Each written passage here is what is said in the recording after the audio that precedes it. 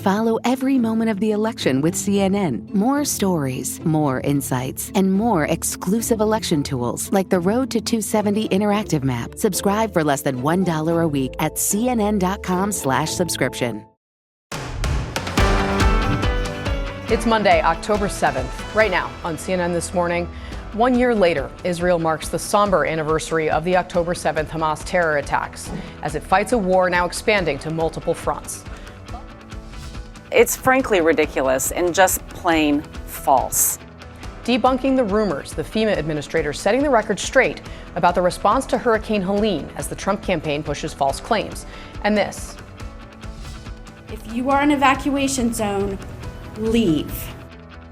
In the storm's path, Florida's Gulf Coast preparing for another major hurricane as they're still reeling from Helene's impact. And later. Families come in all kinds of shapes and forms, and they're family nonetheless. Pushing back, Kamala Harris dismissing right-wing criticism over not having biological children.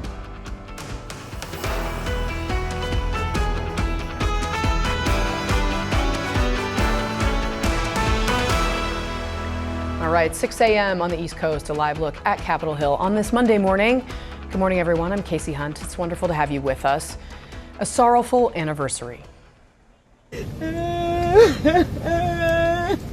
Israel today mourning the lives lost during the October 7th Hamas terror attacks and holding out hope for the safe return of the hostages still in Gaza.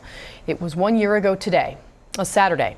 Thousands of people gathered for a music festival near a kibbutz. The music, the celebration, the joy shattered by the sight of rockets in the sky. Attendees ran looking for safety and instead found unimaginable violence as thousands of Hamas terrorists invaded Israel from Gaza.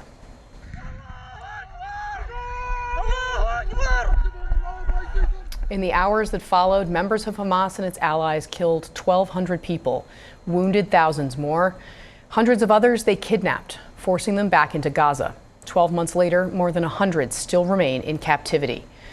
And in the year since that day, Israel has sought to destroy Hamas. Airstrikes and a ground invasion of Gaza, leaving more than 41,000 Palestinians dead. Israel is now fighting Iran-backed terror groups on multiple fronts in Gaza, in Lebanon, and in Yemen. The region and the lives of those in it forever altered by an attack that the Israeli president today called a scar on the face of the earth. One survivor of the massacre at the music festival described what it was like to return to those grounds today. I've been here a few times since then. It's like live the last moment with them again. The healing process is not something that you can finish in one day. There's no magic that can heal that wound. But we're strong. We have each other.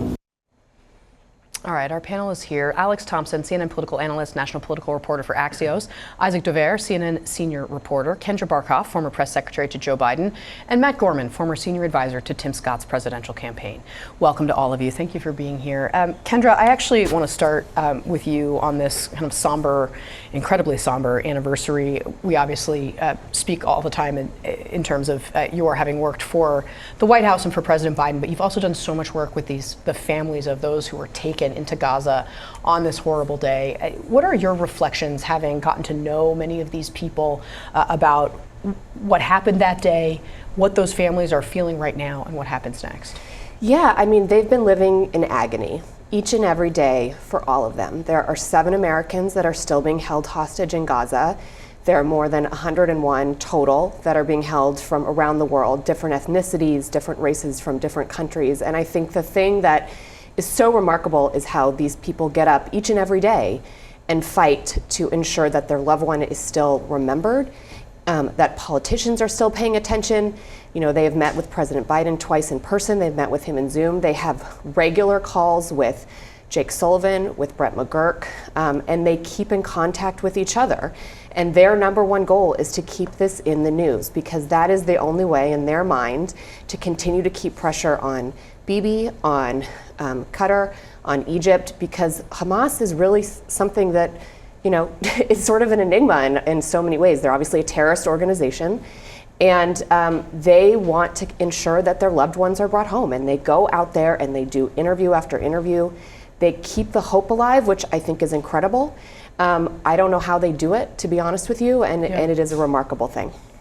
Isaac Dever, this has obviously stretched on, this war in Gaza has stretched on for a year as Israel has tried to destroy Hamas. And there have been times where it seems as though these hostage families have been very unhappy with Benjamin Netanyahu, the Prime Minister of Israel, have tried to put pressure on him to do more to bring them home. And at this point, of course, we're now they're in a three-front war in the Middle East with the administration backing them up, but not seeming to be able to really pressure them to act in any different way that they may want to. I mean, what are your reflections? What's your reporting about the state of things inside the White House and on this issue?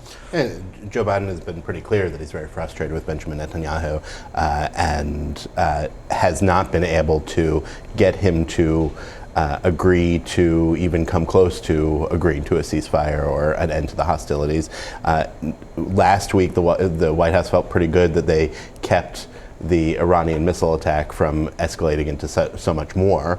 But that is the range of victory that we're talking about when it comes to how the Biden administration is looking at this. And it's obviously been a difficult thing politically for them, but it is an incredibly difficult thing in national security terms and what all this is. We are in an unprecedented situation. This war is the longest war that Israel has ever been in.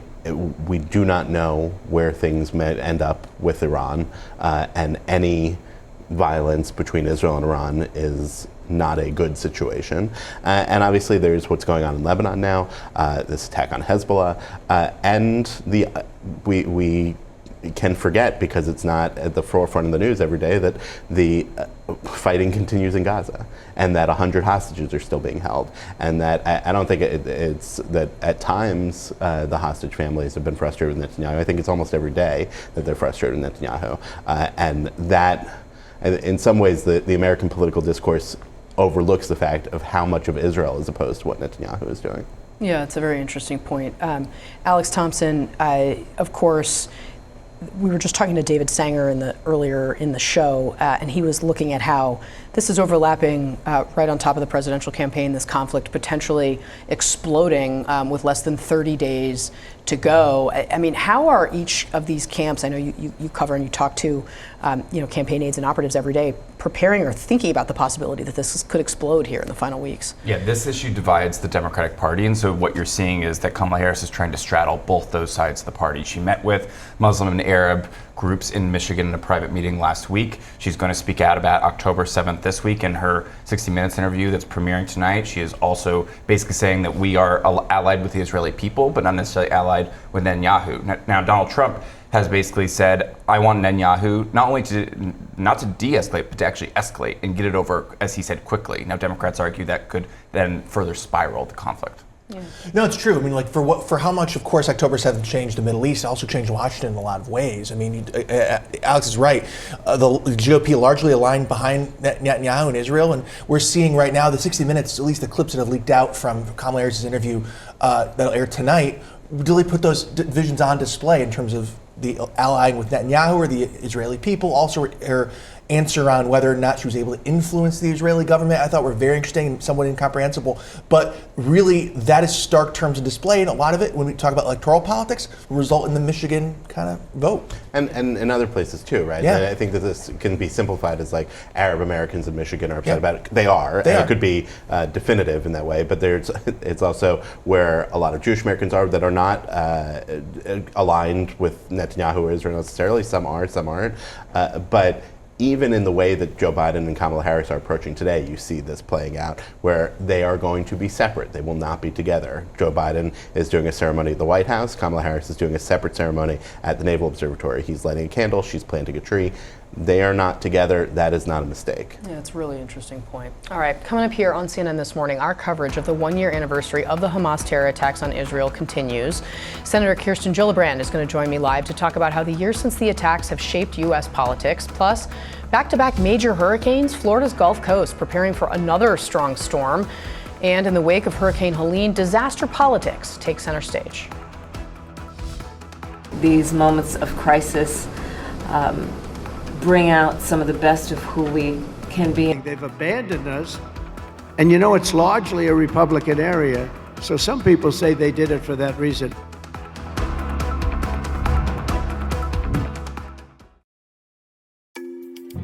I'm Dr. Sanjay Gupta, host of the Chasing Life podcast. One of my colleagues that I really deeply admire is someone you're going to get to hear from, Dr. Theodore Schwartz. He's a fellow neurosurgeon. He is regarded as one of the foremost skull-based surgeons in the country. I'm going to share a conversation I recently had with Dr. Schwartz about what it takes to really do what we do. Listen to Chasing Life, streaming now, wherever you get your podcasts.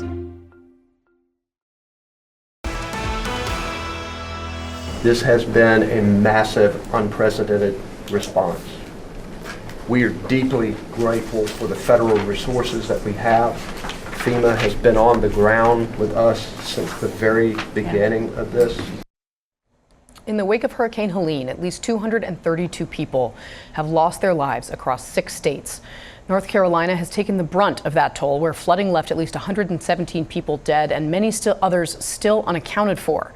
State and local officials from both parties have praised response efforts from FEMA so far, but online misinformation and rumors are swirling about the storm. Some of the rumors also being pushed by Donald Trump on the campaign trail.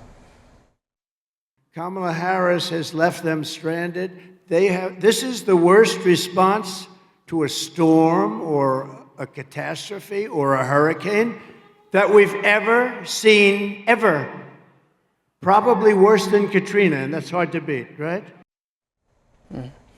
President Biden responded to some of these claims online. Over the weekend, he called Donald Trump a liar and said his administration is, quote, moving heaven and earth, end quote, to make sure states get what they need. Republican North Carolina Senator Tom Tillis was also asked about some of Trump's comments this weekend about the federal response in his state. We have the resources that we need. We're going to have to go back and pass more resources. We could have a discussion about the failure of this administration's border policies and the billions of dollars it's costing. But right now, not yet is it affecting the flow of resources to Western North Carolina. It is not a factor, to be clear. Okay. Not at this time. Interesting. Okay, panel's back. Matt Gorman, I mean, Trump is out there saying these things, kind of putting it out there. Officials, Republicans and Democrats on the ground are saying this is not the case. They are getting what they need. You heard Tom Tillis there, again, a Republican, say that. Now, that said, the scenes that are still occurring, I mean, they are still doing rescue operations in parts of North Carolina, which is a difficult reality for this sitting administration. Terrible. It's a terrible look. And I think my biggest critique of this whole thing is very clear that Joe Biden and Kamala Harris failed to recognize the kind of the level of the storm at first, right? You had Joe Biden at home in Rehoboth. You had Kamala Harris still raising money out in the West Coast. They acted kind of physically and optically late to recognize what a potentially damaging the storm this could be. And also, I think, that is kind of where my critique lies. It seems like Trump beat them there in terms of being on the ground, just like he did with East Palestine with the train derailment in Ohio a couple of years ago. And it just seems like Trump has a little bit more of a keener eye for the pure optics of these sorts of things than they do. I want to jump in here, though, because I do think as sitting president and a sitting vice president, there is something to be said for not taking resources away from those things that are being done on the ground, especially given the fact that they still are doing the critical things that they need to be doing of rescuing. You don't want to get in there too soon, but you want to get in there soon enough. I would also just add that the hypocrisy here that Trump is doing, he withheld dollars from Puerto Rico until the very end, FEMA. There was talk of the California wildfires and asking if those people, voted for him before he gave money afterwards. I do think there's some major hypocrisy going on with him as well. Isaac, how is the administration looking at this right now? I mean, do they feel like this is something that is a threatening them politically? The fact that this rescue is North Carolina, still it's Georgia. These are battleground states. Yeah. They would like Kamala Harris to win them. Their approach to it has been largely to focus on the emergency response. I said last week on this program, and I will repeat it, that I do not think that it makes any difference to the actual rescue operations to have anybody go and visit. It's just about the theater and the visuals and whatever. It didn't matter that Donald Trump was there. It didn't matter that Joe Biden was there. It didn't matter that Kamala Harris was there on Saturday. They have to focus on actually rescuing the people, on the recovery, on getting people things like diapers that they need or the homes that they're going to need for the next couple of weeks at least. But this does get tangled up in other things. I mean, I had a story over the weekend that got into how some of this is about the Joe Biden and Kamala Harris dynamics. One of the things that's going on here is that Joe Biden went earlier in the week, which made Kamala Harris have to delay her own trip to North Carolina until Saturday. And that was a point of some tension between the White House and the campaign, because though I can sit here and say this is all theater, it is theater that people pay attention to. That matters. Have you been paying attention to that dynamic also? Oh, absolutely. There are. You know, I'm here for it. Any messy drama, I'm there. Yeah, I mean, clearly Joe Biden still wants credit. For, like, you saw it when he came out on Friday, and he was like, all these things are going great. He made a list. He said, like, jobs report, everything else. And then Kamala Harris's message is like, we still have more work to do. Mm-hmm. And there is tension between those two things. Yeah, that's really interesting. And you know, I think SNL even hit on that this weekend. We'll watch some of that later on in the program. All right, coming up here on CNN This Morning, Florida now preparing for another strong hurricane. 2 majors back to back. That is not something that is easy. That creates a lot of challenges. Hurricane Milton expected to make landfall as a major hurricane, the urgent warning from officials. Plus, 1 year after the Hamas terror attacks, Israel now fighting a war on multiple fronts. All right, breaking news right now. Hurricane Milton, now a Category 2 storm, and it's expected to rapidly intensify before making landfall later this week on Florida's Gulf Coast. In many places, mountains of debris from Hurricane Helene is still lining the streets, making preparations for this storm even more difficult. The mayor of Tampa is urging residents to evacuate. Please heed the warnings. If you can go now, go. You cannot wait and see. You have been told what's going to happen. We're fortunate if it wobbles one way or the other and we don't take the direct impact, but let's plan on that. Let's get to our meteorologist, Derek Van Dam, this morning, who is also a birthday boy. Happy birthday, Derek. Unfortunately, you've gotten a strengthening hurricane for it. What are folks in Florida set to be prepared for here? Look, this storm has already rapidly intensified. Yesterday at 5 a.m., it was at 50 miles per hour, Casey. Now it sits at 100 mile per hour sustained winds. So it's gathering strength, and it will continue to do so until it makes its way towards the eastern Gulf of Mexico, where it could undergo some weakening, but that is still to be determined. There's a clear defined eye on this in the Bay of Campeche. It is kind of an erratic motion to the east-southeast. This is new as the 5 a.m. update from the National Hurricane Center. We do have hurricane watches in place where you see that shading of pink and watches for tropical storms intensity across the Big Bend and into the Florida Keys. But this is what the area we're really focusing in on, Tampa Bay in particular. We know this area is so vulnerable. Here's the official forecast track. This is important. It has slowed down considerably since yesterday when we were talking about this storm, and we do anticipate a landfalling major hurricane sometime late Wednesday into early Thursday morning now. So that's stalled by about 12 hours. Very important information there as well in terms of the preparation ahead of this storm. This is the first initial storm surge forecast from the National Hurricane Center. I'm going to point this out. 8 to 12 feet near Tampa Bay. That is higher than the actual realized storm surge values from Hurricane Helene not 2 weeks ago that set record values here for this region. So we know that there is still destruction and debris on the ground.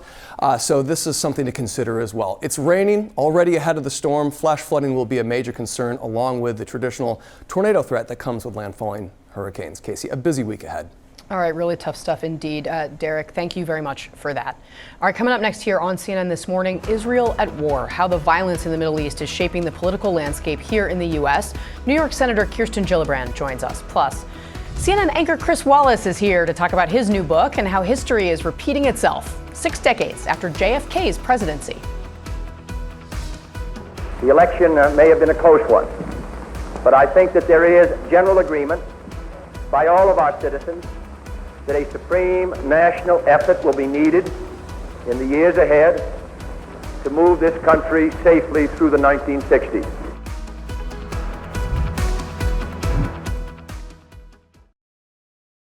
This week on The Assignment with me, Audie Cornish.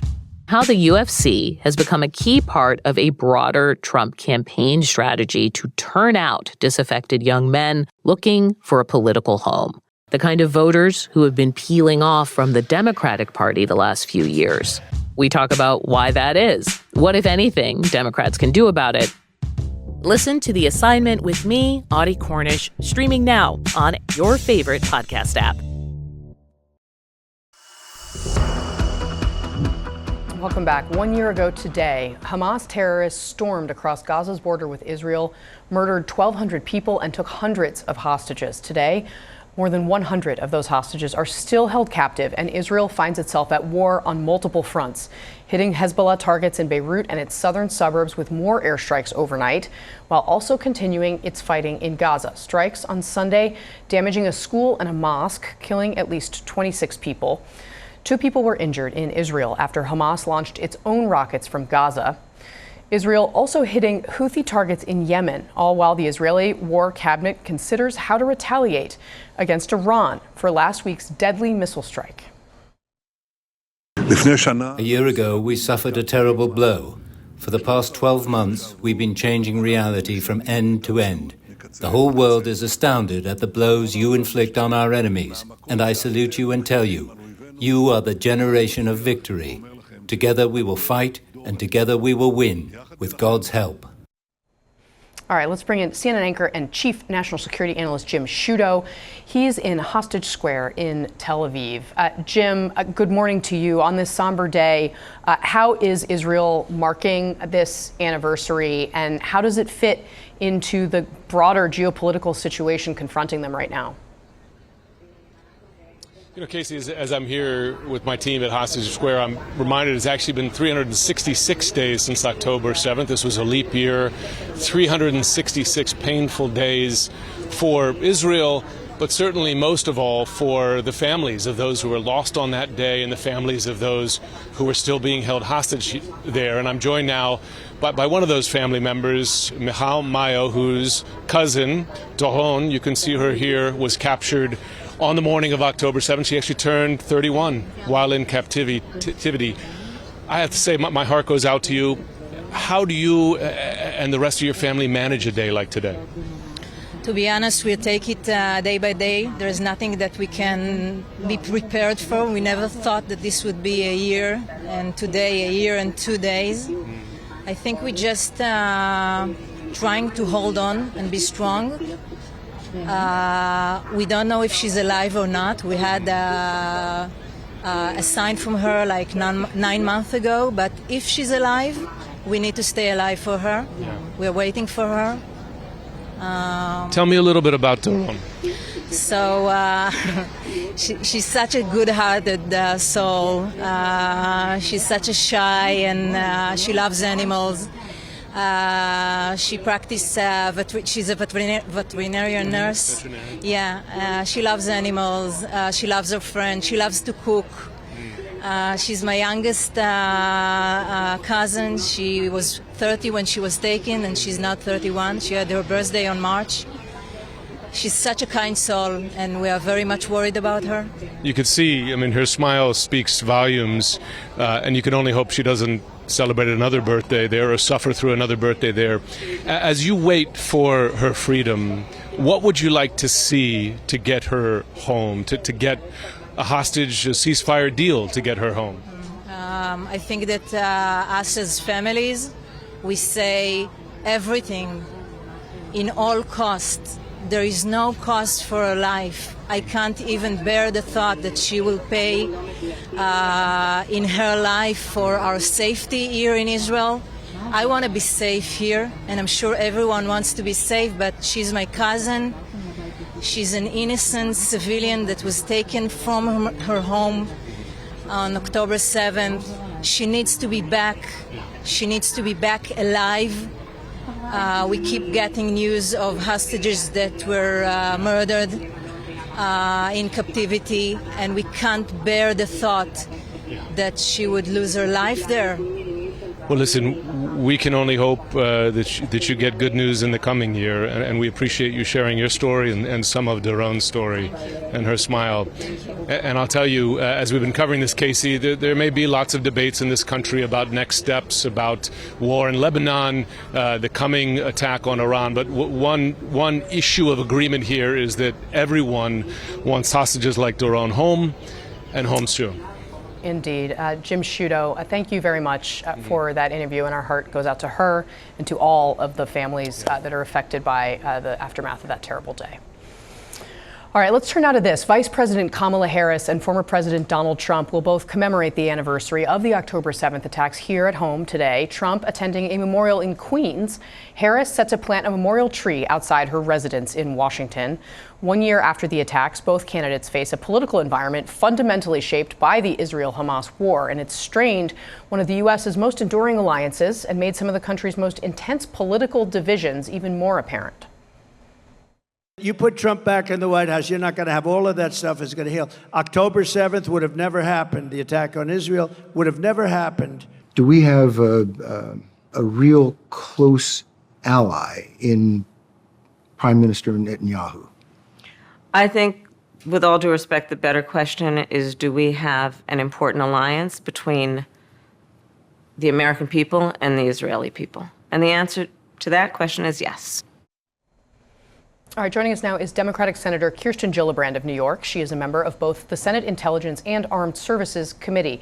Senator Gillibrand, I'm very grateful to have you on the program on this somber day. I know this is something that you have worked on quite a bit, meeting with some of these families, as well as focusing in on some of the horrible sexual violence that we saw on October 7th. What are you reflecting on today, and what needs to happen going forward?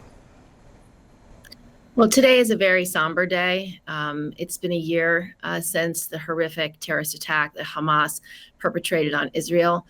And we mourn with the families who still have not seen their loved ones returned, who are still being held hostage by Hamas. There are people who are waiting for even the bodies of their loved ones to be returned so they could have proper burial, including New Yorkers. And so it's a very, very rough day, I think, for the Jewish community in New York and around the country.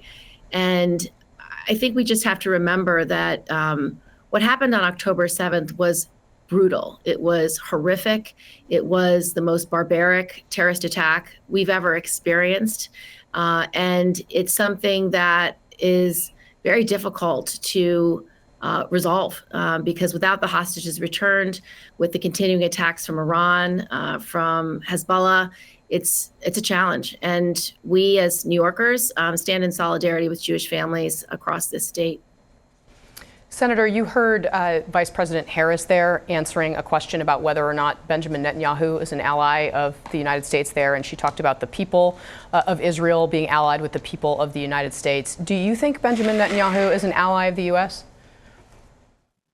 We are very strong allies of Israel, and the Israeli people have their own elections. We believe in democracy. And so we stand with Israel in these terrible times. We don't always agree with elected leaders on different policy positions or how they may approach any given decision. But I stand with Israel, and I think we have to, as a democracy, support our greatest friend and ally in the Middle East in trying to preserve that democracy, to try to help Israel defend itself from the terrorist attacks that are being perpetrated constantly.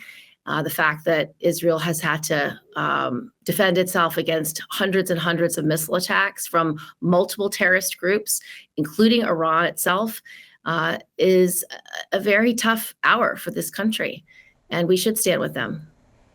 Senator, President Biden has said that he doesn't think that Israel should strike Iranian nuclear facilities as retaliation for the most recent rocket attacks. Do you agree with the president, or would you be comfortable with Israel making a strike against Iran's nuclear facilities now to take advantage of an opportunity, as some Israeli officials have called it?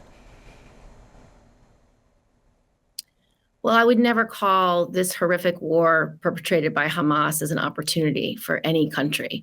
And if you listen to the families who have been suffering, I mean, just the most recent missile attacks from Iran, I think hundreds of thousands of people had to take shelter in bomb shelters. The fact that this country is living under this threat of terror over and over again is very difficult. And so I would never be so crass as to frame any of this as an opportunity. Nobody wants war in their country, and no one wants a world war. And so the challenge for Israel is, how do they stop Iran from launching missiles on its people? And if they believe that their best military action is to take out the production of nuclear weapons or the production of any particular military asset, that's a decision that Israel will make. It's a decision that President Biden will give his advice and guidance to an ally, and our military will give advice and guidance. But the United States does not want a greater escalation into a larger conflict. But we do know Israel has to take certain actions to stop the terror attacks. 1,200 people died a year ago. Innocent people who were celebrating a concert, young people. If you were in the kibbutz that was hit hardest, children were taken, babies were taken, grandparents were taken, people were slaughtered. The death toll was incomprehensible. The sexual violence perpetrated on the women was the most horrific use of sexual violence in wartime that I've ever seen or witnessed. I've seen footage, I've seen the photographs taken by Hamas to celebrate the terror they wrought on these innocent people. And so to keep Israel safe, it's going to be very difficult. And choosing your targets is not easy. And it is something that Israel takes very seriously. And I'm quite certain that President Biden will be in constant consultation with the Israeli leadership as well as their military decision makers about what targets they're going to take. Yeah. All right, Senator Kirsten Gillibrand for us. It's a somber day. I really appreciate you being on the program. I hope you'll come back in happier times. Thanks, Casey. Yeah. All right, still ahead on CNN this morning. This year's election just 29 days away and has been unprecedented in let us count the ways. Chris Wallace joins us to talk about his new book detailing the 1960 campaign and how that race parallels our current political climate. Plus, Kamala Harris kicking off a new strategy this weekend as we head into the election's final stretch. Family comes in many forms, and I think that increasingly, all of us understand that, this is not the 1950s anymore.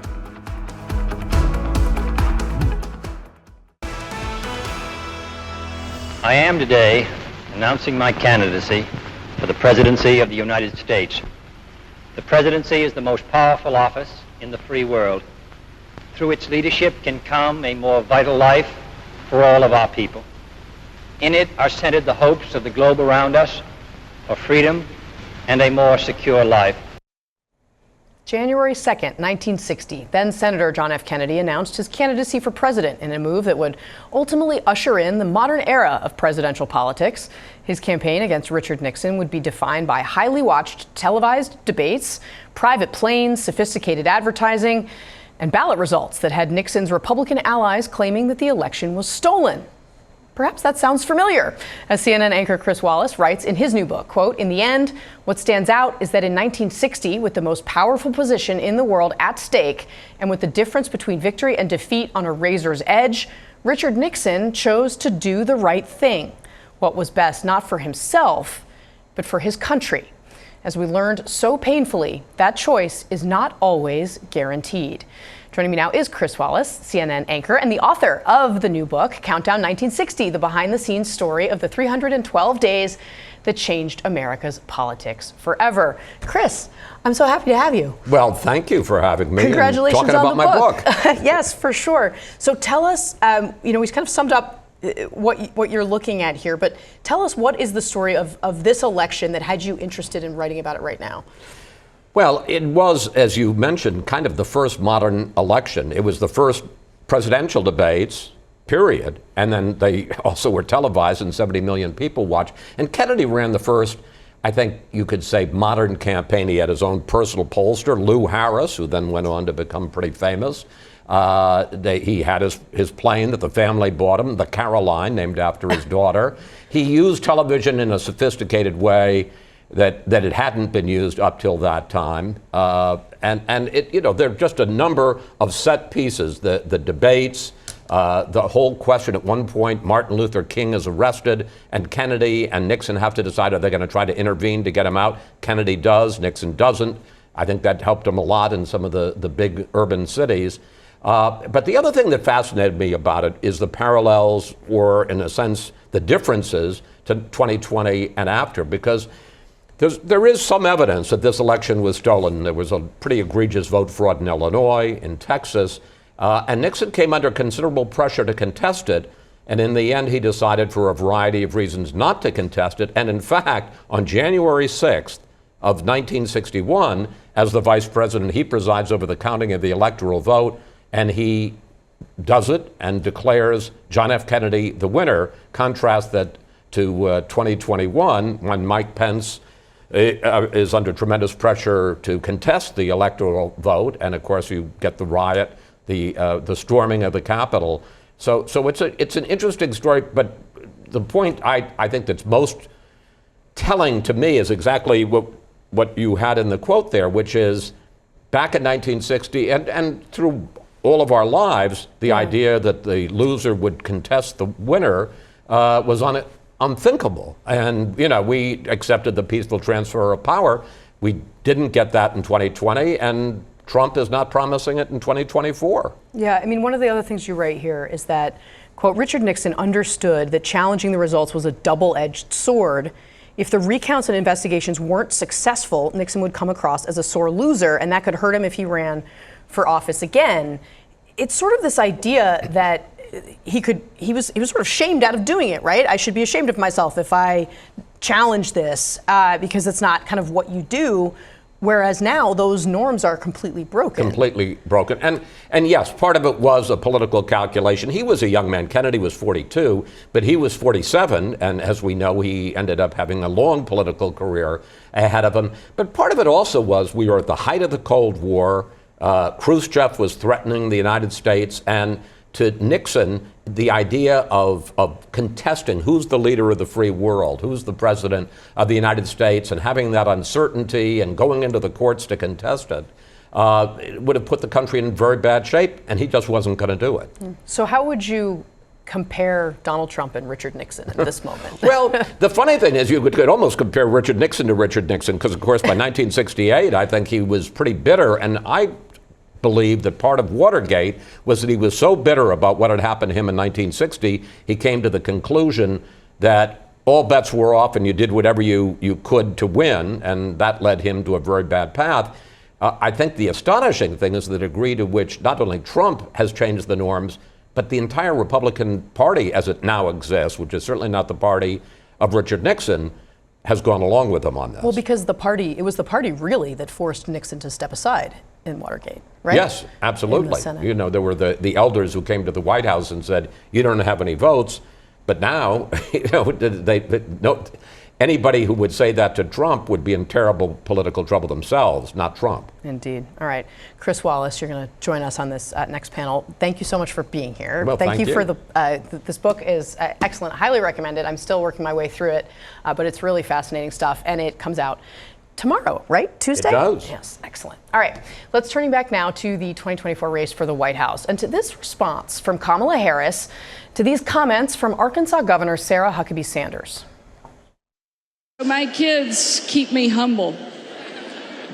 Unfortunately, Kamala Harris doesn't have anything keeping her humble. Trump's former press secretary making those comments at a campaign event in Michigan last month. Harris does have two stepchildren, Cole and Ella, through her 10-year marriage to the second gentleman, Doug Emhoff. In an appearance on the Call Her Daddy podcast released Sunday, Harris described what she called her, quote, very modern family.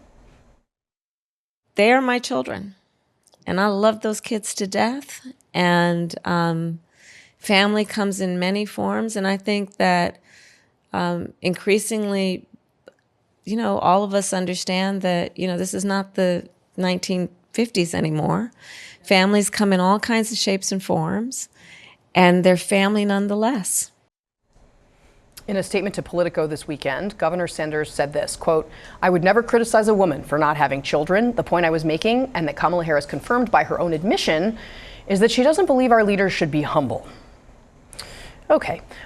Chris Wallace, this issue of children, I mean, the childless cat ladies, it has started to permeate this campaign. I know you and I have talked a lot about masculinity and femininity and how all of that is also swirling through this campaign. How do you think Kamala Harris handled this? Because the reality is there are so many American voters who don't have families that look like, mom, dad, married for 30 years. Well, you used an expression in your lead, and you use Modern Family, which of course was the name of a very, very popular sitcom. It's and amazing. there were all kinds of families, and a same-sex couple that had children, and other couples. And in America in 2024, they do come in all shapes and sizes, and there are blended families and parents and step-parents. And, the idea of shaming somebody because she didn't have children the old-fashioned way, she has stepchildren, it seems to me is really out of touch with where the country is now and not something that the Republican Party should pursue. I mean, it seems like a risk also of alienating a lot. I mean, there's a lot of Republicans who have stepkids or, you name it. Totally. Modern families. That is exactly right. I also think it is super smart for the Harris campaign to be going out there and doing all of these types of interviews and reaching voters who may not normally be paying attention to the quote unquote traditional media. No offense to CNN, we love you, but she's going out there and she's talking to women She who actually get did do their an interview with CNN, I will say that. they're getting their news from podcasts like this, and I think it is super smart to be talking about issues like abortion and family and the economy in places where women are paying attention to, not in the normal mainstream. I mean, look, it's a strategic shift and going out there more. Certainly Tim Walz did a Sunday show yesterday. She's doing, obviously, Call Her Daddy and a couple other shows, I believe Colbert and others. Some of the hosts, most of them are openly supportive. She's doing CNN, and we'll see 60 Minutes. We'll see how that shapes out. Obviously a more mainstream interview, but it does represent both in tone and also just going out there more in this last 4 weeks of the campaign. They obviously feel a need. They need to get out there more and fill the vacuum that wasn't being filled. Isaac, I want to get to your reporting quickly too, because you said this, even into recent days, and this is related to the Biden-Harris back and forth, right? People who've spoken with close Biden advisors told CNN they've heard complaints that the president would be in the same spot or better right now had he stayed in the race. Several leading Democratic operatives and officials laughed out loud when told by CNN about that sentiment, with one veteran consultant even saying, "That's literally insane." Yes, and this gets into a dynamic that Harris is having to navigate here, which is how much to detach herself and contrast herself to Joe Biden and the administration she's been a part of, and how much she can credibly do since she has been part of that administration. It's not just on her, though. Joe Biden does keep popping up. On Thursday, when Liz Cheney endorsed Kamala Harris, Joe Biden felt compelled to go over and talk to reporters about how he felt about the speech. On Friday, when Joe Biden felt like he had had a good week at the White House and wanted to go to the briefing room to talk about it, they did not coordinate that with the Harris campaign. The Harris campaign found out about that a couple minutes before he showed up. He showed up right after Kamala Harris went on stage in Detroit. I can tell you that a lot of people on the Harris campaign did not find that helpful. Biden in the next couple of days is headed to Angola and Germany. It's not like a really pressing foreign trip they have to take. A lot of people in the Harris campaign wish that he would maybe go away for longer at this point. This is a tricky situation over this last month of the campaign, where you see voters are saying that they want change from where things are. And Harris has to embody and embrace that change and speak to that change, while also being a quasi-incumbent and having Donald Trump and J.D. Vance attack her as if she has been the one signing the executive orders. Chris, what do you make of all this? Well, look, the whole thing is awkward. I mean, we had something that we've never had before, which is not only a presidential candidate, but the president drop out of the race on July 21st. I think that's right. So it's pretty extraordinary, the whole thing. I will agree, I think from the Harris campaign's point of view, that if Joe Biden just kind of took the next 30 days, whatever it is, off, they'd be perfectly happy with that. But on this blitz, she should have started this a long time ago. I mean, she's too late. There's obviously a feeling among a lot of voters that they're picking up. We still don't know who this woman is. We don't know what she believes and what she would do. She should have started this in August, but better late than never. Do you think it's too late? No, but it should have started a month ago. But I do think it's a situation where we have a little bit of the bias towards what she is doing versus what Trump is doing, because he's been not doing much. Fair enough. All right. We are over the top of 7 a.m. Thanks, guys, for joining us. Thanks to all of you for being with us as well. I'm Casey Hunt. Don't go anywhere. CNN News Central starts right now. TCM's new limited series is called Making Change. I'm your host, Ben Mankiewicz. I'll be discussing some of the most significant political films of all time with a number of special guests. Steven Spielberg, Caitlin Collins, Stacey Abrams, Robert Gates, Sally Field, just to name a few. There's politics in everything. There's politics in every genre. Without the arts, you can't have a sophisticated culture. Join us for Making Change, Fridays beginning at 8 p.m. on Turner Classic Movies.